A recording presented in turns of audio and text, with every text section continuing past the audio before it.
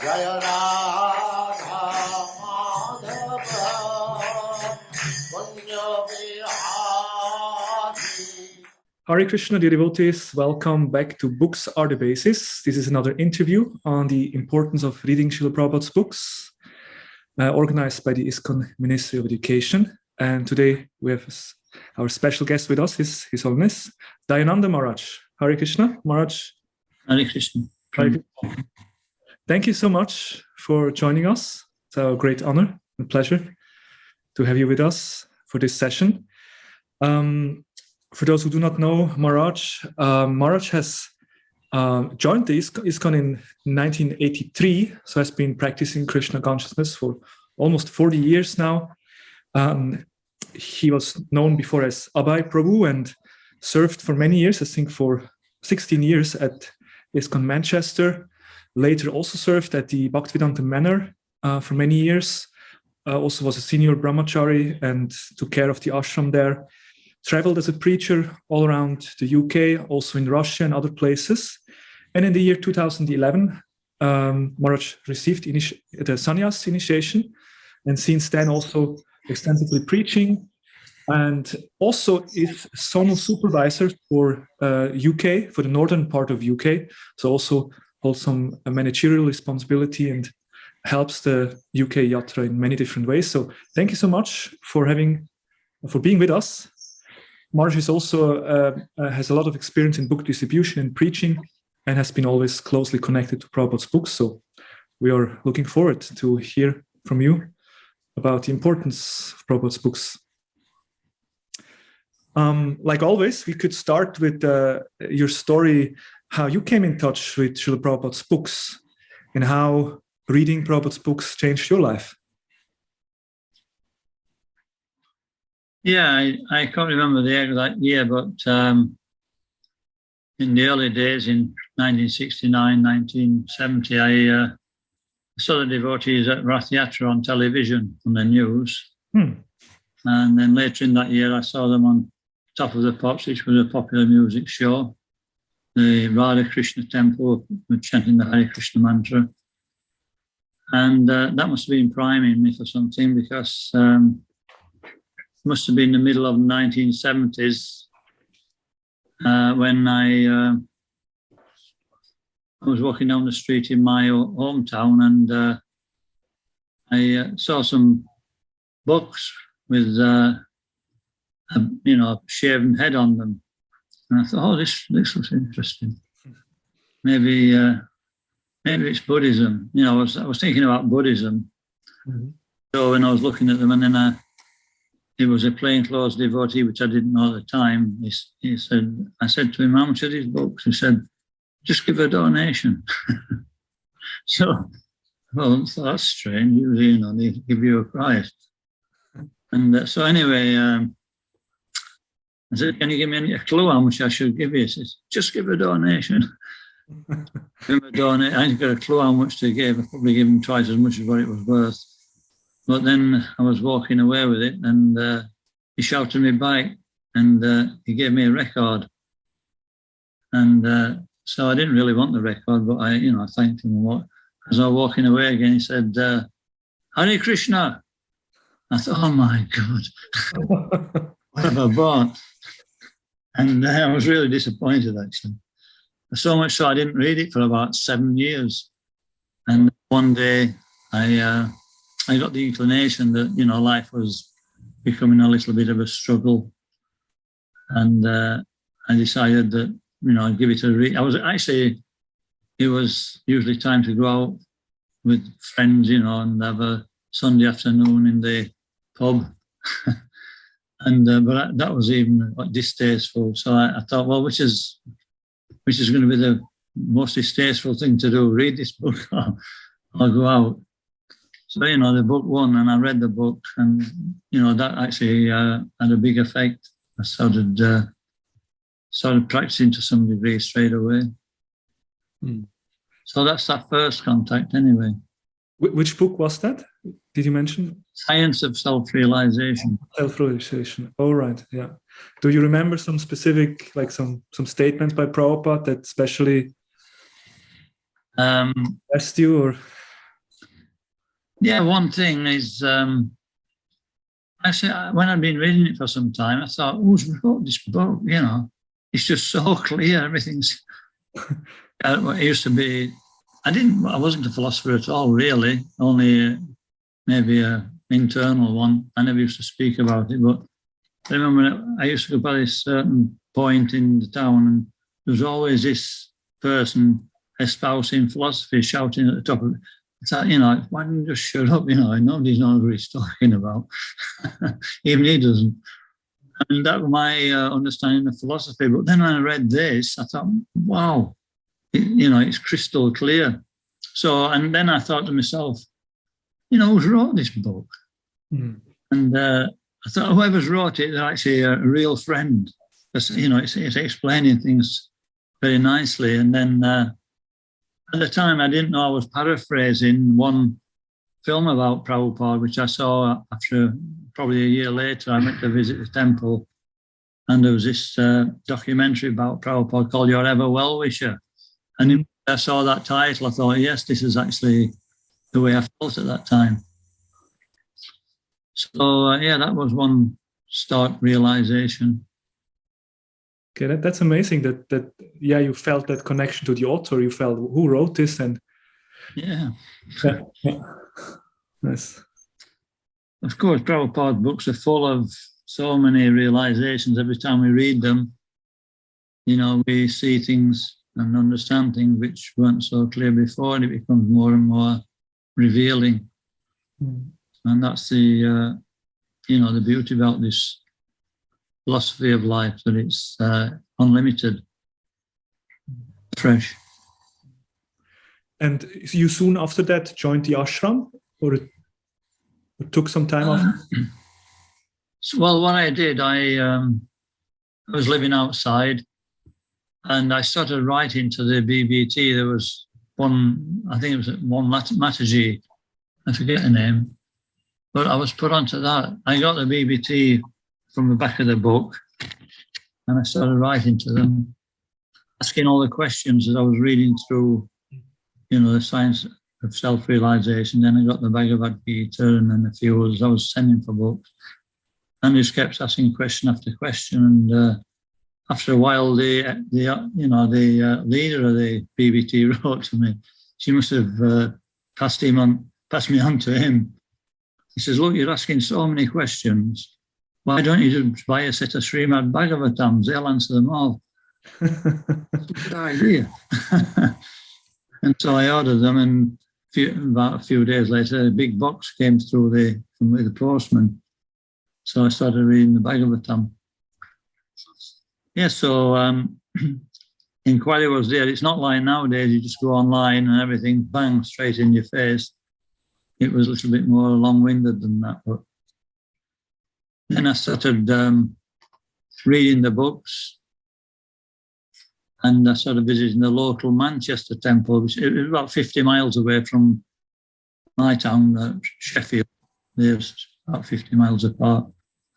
So every Sunday I used to go over to the program in, it was actually a university program held in the university, and then it changed. I think it was Ranshaw. He was the first devotee I saw, actually. And from that I started taking, sort of chanting, increasing. It took me about 6 months before I eventually started chanting 16 rounds. There's one devotee actually giving class at one of these classes, and he was a new devotee, a brahmachari, Paravidad called him.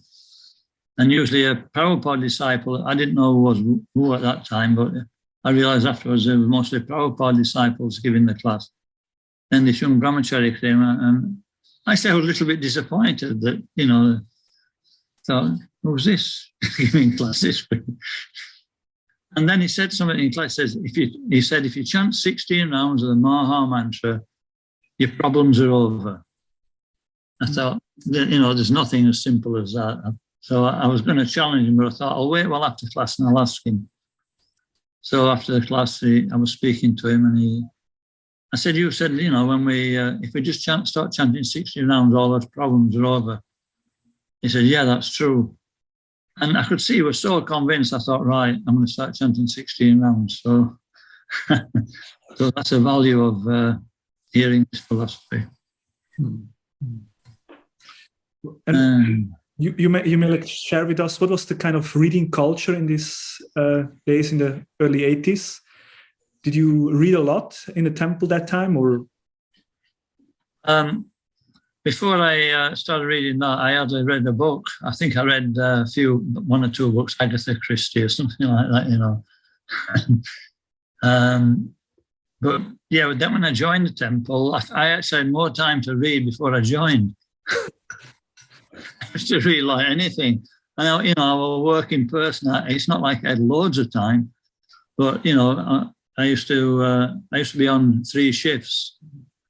And on the day shift, on the afternoon shift, I used to get up early, chant some rounds, and then read Bhagavatam for an hour and go to work. And then on the other shifts, I used to regulate. So I was reading at least an hour a day. But then when I joined the temple, it was like I never got time hardly.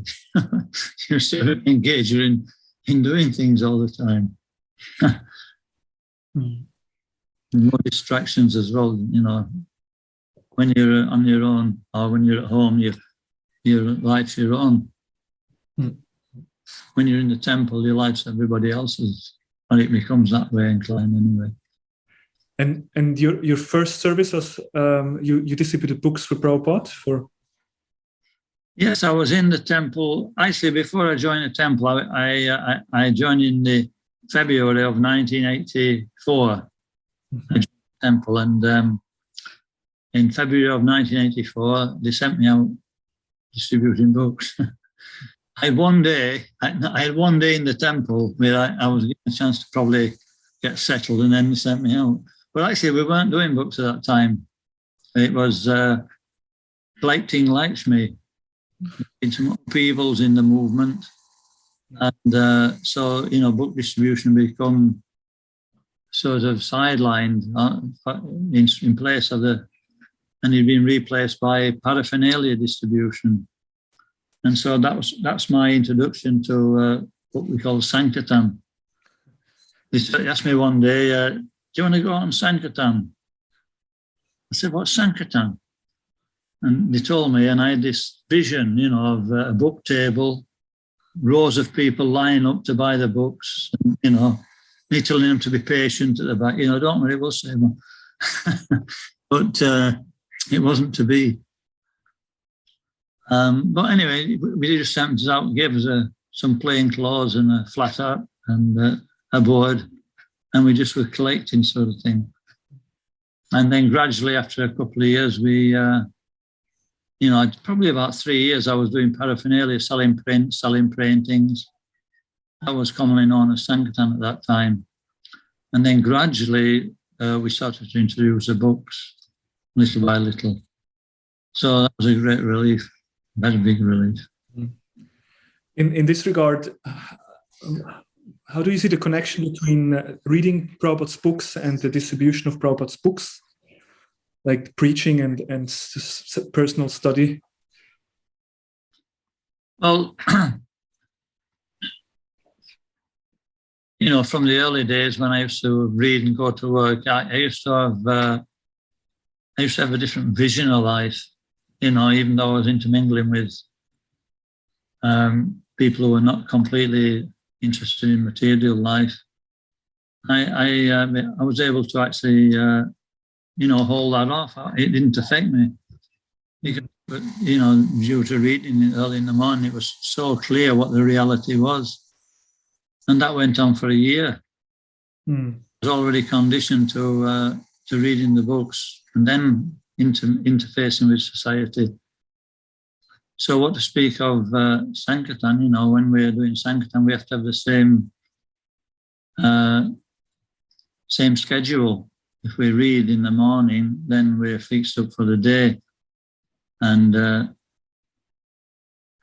we have to experience it, the difference between not reading and reading. I remember once I was, it was before we got started doing books, they put me on paintings. I had actually, I got promotion from prints to painting. And I used to go out with somebody, but this particular, I was in a temple in Manchester. There were only a few of us, and I was out on my own for this time, and I was feeling a little bit, what can you say, vulnerable. It's the first time I'd done Sankirtan, you know, door to door. And so I rang the leader up. It was Swami. I said, Maharaj, I don't feel very comfortable out here distributing these paintings on my own. You know, I'm feeling really overpowered by the modes. He said, he just said, read, Abai, read. That's all he said. So I went back to the car and just stuck my head in a book for an hour, and I felt completely different. That's the effect, you know. The books are actually taking us out of the material concept of life. It's a form of, it's chanting. We're chanting mantras, just the same. It has the same effect. But it also nourishes our intelligence. Mm. The chanting does that, but we're not very competent at chanting. And so when the intelligence is nourished, you know, then we become what they call confident about what we're actually trying to do. And, you know, as from nectar instruction, it says, from confidence comes utsahan, comes, you know, enthusiasm. That means that we're able to focus in our devotional service and practicing it ongoing. So it's really important that reading's done every day, especially for somebody who's distributing the books. Mm. And obviously, the other side to it is that when we speak to people, we're remembering what we've read, and it's firsthand. You know, it's there. That's a beautiful point. Like, because chanting is basically hearing Shravanam Kirtanam, it is glorifying, and hearing Prabhupada's words or hearing from scripture is also a form of kirtan. So both Yes. is meant to give us nourishment and connection. Yeah. You also mentioned. Yeah. Sorry. Please. No, there's 5 processes, 5 main processes of devotional service. There's 64, but these 5 are actually very, very important. It says by any one of them, we can actually achieve perfection. Mm. No, and one of them is chanting, one of them is reading Srimad Bhagavatam or hearing Srimad Bhagavatam. Yeah. So very important. Yeah. I also like how you described that it gives you that clearness. When you read Prabhupada's books for the rest of the day, there's some clarity. Like the intelligence is kind of sharpened and made ready for the rest of the day. It's a nice picture. Yeah, maybe we can just talk a bit about the importance. Like, I mean, you already touched on this. In general, why it is important to read regularly, like every day. What would you say? Why devotees should read every day on a regular basis? If we don't read every day, what will happen is we won't read. Unless we, you know, if we don't read regularly, it's like japa. We know we've got a chant as japa, and therefore we make it the first thing in the morning. Mm. And so, you know, but, you know, maybe we don't pay so much attention to reading because maybe the taste's not there. And it says in Nectar of Devotion that one who is fortunate is actually got a taste for hearing scriptures like Srimad Bhagavatam. And so we're maybe not so fortunate, but we become fortunate by making it a practice, a regular practice. It becomes second nature to pick a book up.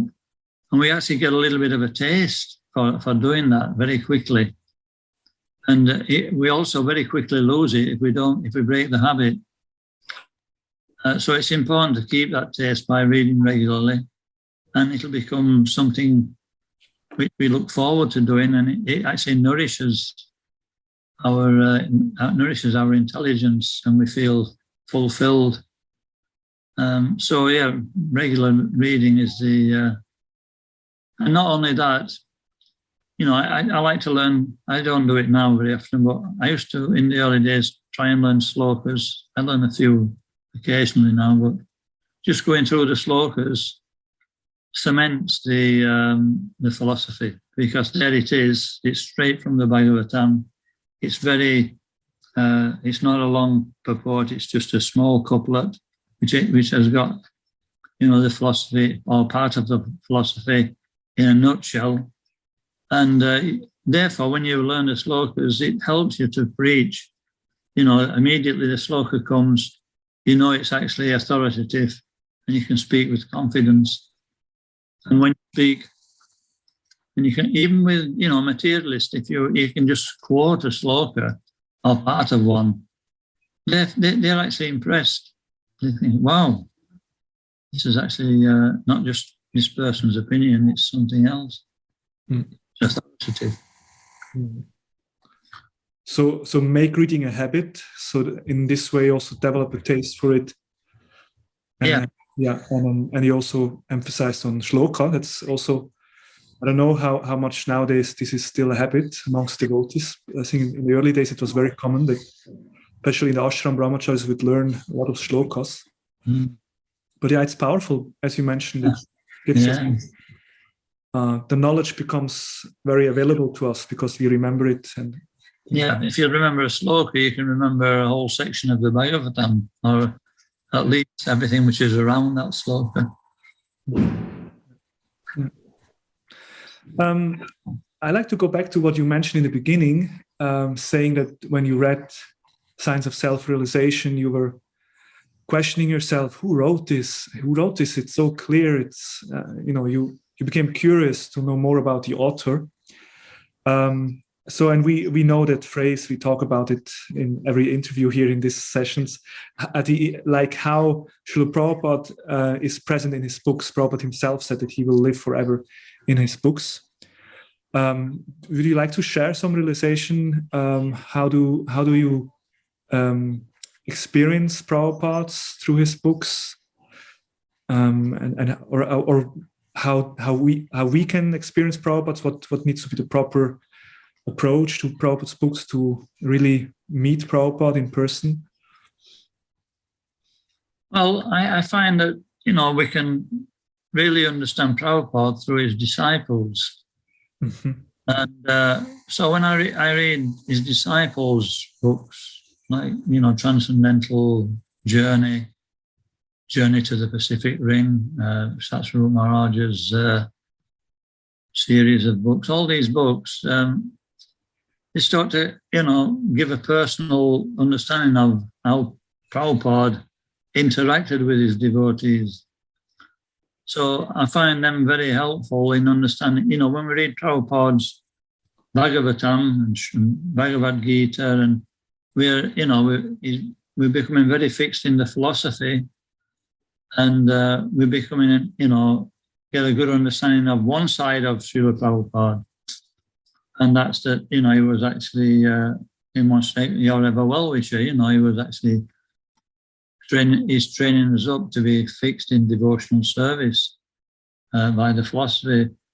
But also, he's a person, and when we read his disciples' books about their association with Prabhupada, I find that helps to make Prabhupada more of a reality. We can understand his mood and mission. We have Bhakti Vaibhava, Bhakti Vedanta, Bhakti Sarvabhauma next. And many times he asks questions on Prabhupada's mood and mission. And we do get that from Srimad Bhagavatam, Bhagavad Gita, Chaitanya Chaitamrita. But it has become more emphasized when we see his interaction with his personal interaction with his disciples. So, so reading, if we just read philosophy all the time, it'll make, some devotees, they're real sadhus. They can read philosophy all the time, all day. But, talking about myself, I can read it, every day, but not all day. And I always find that if I've got something light to read at some point in the day, usually in the evening, then that's also really nourishing and gives a real strong taste. And then when we have that taste, it's quite easy to read the philosophical books. That's my experience anyway. And yeah, I also find that I'm starting to teach Bhagavad Gita and Srimad Bhagavatam, that there's great impetus to study with attention when we teach. Sankirtan, when we're actually teaching people firsthand that we meet. But then, as we become a little bit more experienced, we start teaching Srimad Bhagavatam, Bhagavad Gita, and even Chaitanya Chaitamrita. Then, when you give a talk, you have to know what you're talking about. And so you really read with attention, it's focused, and you go over things which you're not clear about until it's actually clear, so that you can present that to the devotees you're actually giving class. And it's also an inspiration that where we may not have the impetus to read for our own selves, that we're actually forced to read because we've set up a course, like Bhava, whatever it is, Bhakti Shastri. This, you can't just leave it halfway through. And you're going over things that you've read many times, but you're really actually appreciating Prabhupada's depth. And reading Prabhupada's books over and over again, it's not dry. And the realizations increase. And then, from these realizations, we get a firm footing in devotional service. We become relatively unshakable. The tendency is that after reading Prabhupada's books, we want to move on to more, esoteric books. But what we'll understand from them, unless we understand the basic books, is very little, maybe even the wrong understanding. But yeah, we've got, Prabhupada said, everything's in my books. In fact, I saw he wrote once, he says, I can't remember, it was a conversation. I think it was a conversation. He says, I only know Bhagavad Gita. I only know Bhagavad Gita, he kept repeating, and I can defeat anybody. So, and it's true, some of the most difficult, we think, something that's been racking his brains for it. I don't understand this. And then you read Prabhupada's books, and he answers it from Bhagavad Gita. It's already there. We just haven't actually understood it properly. Like that. Yeah, teaching is certainly a super powerful tool to deepen one's own study, as you mentioned. Yeah. If they're classroom full of people and they want to hear from you, you need to know, you need to absorb. And I also like the other point you emphasized about knowing or reading about Prabhupada. We had in the past other senior devotees and guests in this interview sessions. They also emphasized by knowing who Prabhupada was, we will also appreciate his writing more, in the sense of we realize what Prabhupada did, who he was as a person. And naturally, this will also increase our appreciation for the books. Yeah. I mean, you was on a course, we're on a course together called Hermeneutics. Right, we were there together on this course. From that course, we understand that Prabhupada said many things, and some of them seem to be contradictory. So we might not understand Prabhupada's personality, we may become confused. But then by understanding what context he said them in, where he said them, why he said them. So I think that's what we get from Prabhupada's disciples' books. Yeah. We're going to see the philosophy being applied in certain circumstances. And therefore we can understand his philosophy, the Bhagavatam and Bhagavad Gita in its proper context. Yeah, that's I think a very relevant point, in the sense that Prabhupada may say something or emphasize on a philosophical point, but then how did he actually implement it? How did he apply it? And this we can see from his life. Yeah. Okay. Any other points on the importance of Prabhupada books? You you like to share something? I mean, we have the other question: how would ISKCON look if actually everyone would read? All right. Because obviously the reason why we do these interviews, because we got a sense that some devotees do not read actually, or not regularly. So how would ISKCON different if everyone would read an hour Prabhupada's books? We would have so many missing faces, you know. I mean, when I joined, and the amount of devotees who joined and actually still around is like negligible. There was 30, almost 25 to 30 young men on the Bhakti course. And if I think very carefully, maybe 3 or 4 are actually full-time practicing now. The others, I don't know. So, you know, this is the main thing, is that if we don't know where we're going, we'll stop going that way. If we don't know why we're going that way, we'll stop going that way.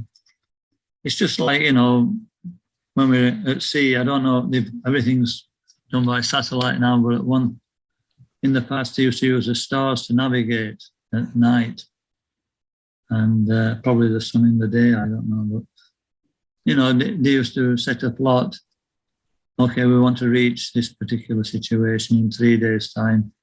So it's not like they set up one, they just plotted the path and then set off and then hope to get there, because there are so many, you know, so many currents in the sea, so many winds like that. So, you know, every 2 hours they would replot. But, you know, they were off course. And then they'd replot the course, and then a few hours later, take another sextant reading. Guess what? We're off course again. Replot. So it's like that, you know. We're in the material world, and the current is, you know, to push us off course everywhere we turn. And so we have to keep readjusting the course by replotting where we want to go, by taking a reading, you know, from Bhagavatam and Bhagavad Gita. And then, you know, we're able to see the signposts. You know, when we're going on a journey, we get the ordinance survey map, and we can see where things are, where the church is, where this is. And when we come to those places, oh yeah, definitely I'm on the right course. So that's really important. And you know, I've noticed it sometimes with devotees that even really fixed up devotees, if they don't read for a while, they start talking a slightly different language than what they were before. And in that the simplest things become things which are not applied. The simplest parts of the philosophy become lost. And in arguments, they start using other arguments, another, you know. So it's like anything else, unless we keep refreshing, then we'll lose it. That's why Prabhupada said we accept, or we get knowledge and we give it, and then it stays. And we have to keep doing that, you know. Even Bhaktivinoda Thakur, if we're not, I know I was in a temple Sunday, and we were trying to encourage devotees to go out on book distribution door to door. And the organizer said, here we have Dayananda Swami Maharaj. He's been distributing books for so many years, and he's prepared to take anybody who wants to go out on door-to-door Sankirtan next week. Are there any takers? And there was pin drop silence, you know. So, you know, nobody's inclined to do it. It's like, it's a big effort. But, you know, we can at least preach to the world, if nothing else.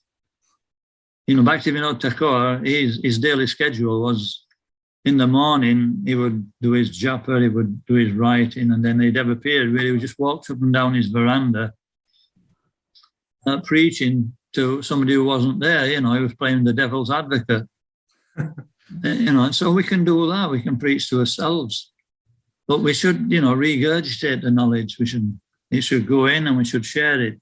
And now, what's the problem? You know, it's WhatsApp or Facebook or, you know, YouTube, not YouTube so much, but we can actually share our realizations and our reading matter on there. So, you know, that's, we give, we get, and we give, and then it stays. That's an amazing analogy with the, in the sense of keeping track where we are going, the importance of, we are the sadhakas, there's a sadhana, and there's a sadhya, to always have that sadhya, the goal in mind, and know in which direction we go. And if devotees do not read, then they may lose that sense of urgency, the sense of direction they want to go, and leave Krishna conscious altogether. Yeah, that's so that's certainly an important point, why reading is important too. Yeah, I mean, Krishna says in Bhagavatam is that Krishna is in the pages of Srimad Bhagavatam. Krishna Svadama Bhagavate Jana Divisa, because Krishna left his world, but he left himself in the Srimad Bhagavatam. So if we read it with attention, it becomes visible to us. We start to see Krishna in the Bhagavatam. And, you know, what's more purifying than that? Yeah. And the sharing, you also emphasize sharing, that when we read, we should also share the same knowledge, so then it actually becomes more realized. Yeah, we have to rethink about what we're saying. We have to present it in a suitable way for the hearer. So when we actually have to represent it, we can't do that unless we've understood it. Yeah. We can't do that. Yeah. Let's talk a little bit about reading practice. Do you have any suggestion or any advice for devotees how to study Prabhupada's books? Any tips to overcome some of the obstacles devotees maybe face? Yeah, I mean, actually once I was staying in the Manchester Temple at that time, and on one very rare occasion we got one sannyasi to visit. Usually they visit Bhaktivedanta Manor. That's as far as they got. But out of his compassion, Jaya Rueta Maharaj came to Manchester. And I was asking him the same question. I says, you know, Maharaj, how do you, you know, absorb what you're reading? How do you maintain the ability to read? Because when he got off the plane, he got a Bhagavatam in his hand. He says, I just read for a quarter an hour at a time. He says, if I go past that, I can't remember it. He says, if I just read a short few passages and think about them, I find that it helps. And then later on in the day, I'll read another 15 minutes. Of course, it depends on your lifestyle, and not everybody can do that. But I find that actually, when I listen to a Srimad Bhagavatam class or I start reading, in the beginning, I seem to be able to soak up everything. But then after some time, the attention span seems to dwindle. So it's not necessarily the amount we read, although that is an impetus for, you know, making sure that we do read. It's the quality of reading that counts. And if we read with quality, we won't have to keep going through the same things. You know, we'll actually absorb more. And then it'll become easier to understand the next point and how the points are connected. So read with not just quantity, but quality. Quality reading is really needed. And, you know, sometimes devotees, we take rest late, we get up early. And then when we come to read, you know, you finish up, you're looking at your chest again. And so, you know, have a nap. If you need to, I always find that if I have 10 minutes before I read, everything becomes really easy. These are just a few tips that, you know, I find helps. Yeah, some devotee may also argue that, well, I'm not so much a bookworm like someone who reads a lot, and but would you also agree that in some way, of course, we have some scholars, we have brahmanas who like to read the whole day, but isn't it that for all the ISKCON members, some reading is kind of just part of our sadhana? Yeah, it's unless we want to hear about Krishna, where's the actual bhakti? If you actually want to develop a relationship with somebody, you'll ask so many questions. And that's a sign that you're interested. But if we're not asking any questions about Krishna, it means we have to work on it.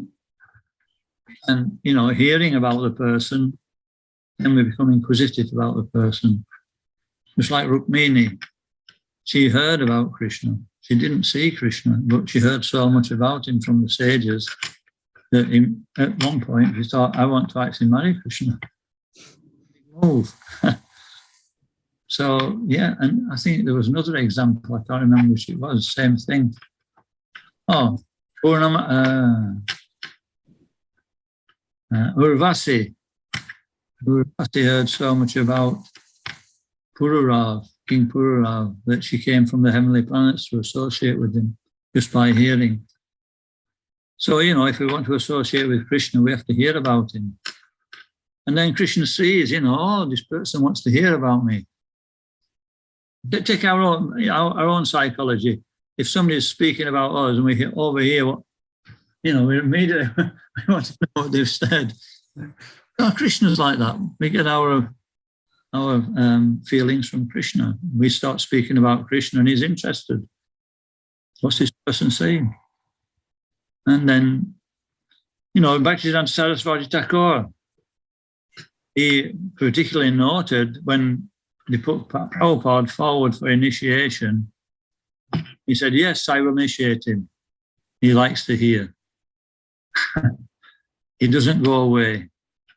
And, Prabhupada admitted that he didn't have a proper understanding of what Bhaktivedanta Saraswati Thakur was speaking because the philosophy was so elevated. He said, but I just like to hear what he was saying. And so, even though we're not naturally attracted to hearing or philosophical, if we keep doing it, we'll like doing it. It'll just be a thing that we do and we'll become habituated. And, from that, we'll start to understand the philosophy little by little, more and more. We'll get something from each particular class or each reading. So, actually, what does it say in Bhagavad Gita? It says, Tesham Satsayutram Vajatam Pridipurvakam Dadadi Bodhiyogam Tam Yenamam Pyantate.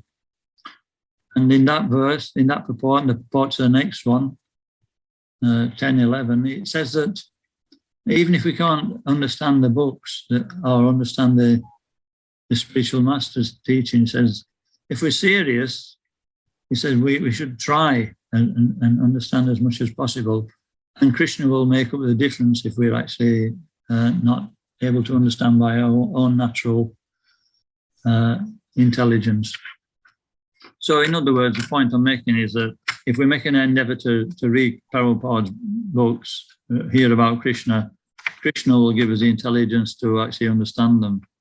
Yeah. The heart, Sarvasya Chaham, Ridhisani Vishto. So, everything's there for us if we make the effort. There's no loss.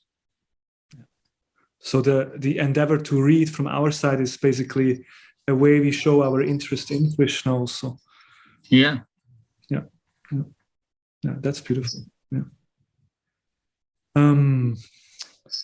Okay, so when we read and absorb all this knowledge, of course, at some point we like to apply. So maybe we can, coming towards the end of this interview, we can talk about how do we make sure that we apply what we read.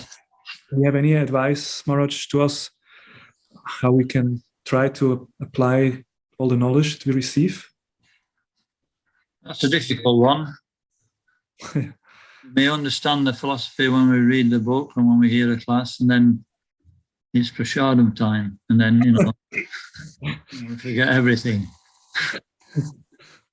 So but the thing is, that what I find is that if I keep hearing it often enough, ding, the penny eventually drops. We hear it and hear it and hear it, and then one day it actually hits the mark. And so, that's why it's good to hear from devotees, especially those who are able to do that. We find that if we're hearing from certain devotees, that they inspire us more than others because of maybe their particular mood of devotional service, like that. Everybody's, devotional service is not hackneyed. Different devotees have different moods, and although they follow in Prabhupada's mood in general, and they have a different way of presenting the philosophy. And if we hear from different devotees, we'll find that some of them can hit the mark quicker than others. So that's why, association, Satam Prasangam, Mavirya Samvido, is so important to hear in the association of devotees and discuss, and then the subject matter becomes discussed in depth, and it helps us to understand it from our particular viewpoint. There's one verse in the Chaitanya Chaitamrita, Siddhanti Valaya Chitti Karya Alas Ea Haite Krishna Lagim Surida Manas. And it's saying that we should not neglect to discuss this subject matter, even though it may appear to be controversial. He says, because what it means by controversial is that sometimes apparent conflicting arguments are there. We shouldn't neglect to discuss them, thinking that they're contradictory or conflicting, because, such discussions strengthen the mind, and then the mind becomes attached to Krishna. So hearing in the association of devotees will help us to get a deeper understanding, and finally also a realization to apply. Such discussions strengthen the mind. Wonderful. One stuff. Go on, carry on. Please. I think I gave this example on the hermeneutics course, but it's really good. Is that one devotee was conjecturing how we can actually get a pure devotee's mercy, or he says, the spiritual master's mercy in a fraction of a second. Sadhu Sangha Sarva Shastri Hai, Lava Matra Sadhu Sangha Sarva Hai. Lava Matra, it's at 11th of a second. And this devotee was thinking, how can I become convincing in 11th of a second? I can't even hear a full word being spoken. And that's the way I was thinking, that was his paradigm. But then, and nobody could relieve him from his anxiety about this. And then one day I was listening to a Prabhupada talk, and he was answering the same question was asked by one of his disciples. And Prabhupada said, it's like this. Like the devotee said, how can we understand or become, fixed in devotional service? By a moment's association with a devotee. And Prabhupada said, it's like this, that there's wet grass and dry grass. He says, if we try to ignite wet grass, it'll take forever or a long time. He said, if we try to ignite dry grass, it'll immediately flare up.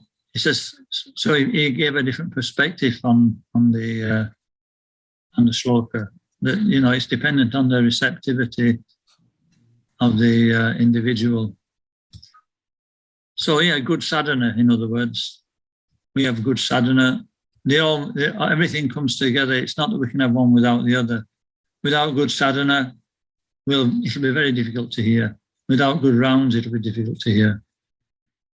And even though we may hear, on contrary, if we don't chant, then we won't be able to practice it. So you ask the question, how do we put it into practice? We won't be able to put it into practice unless we actually are spiritually strong. And this is from Bhagavad Gita, Indriyani Paranyaho, this verse.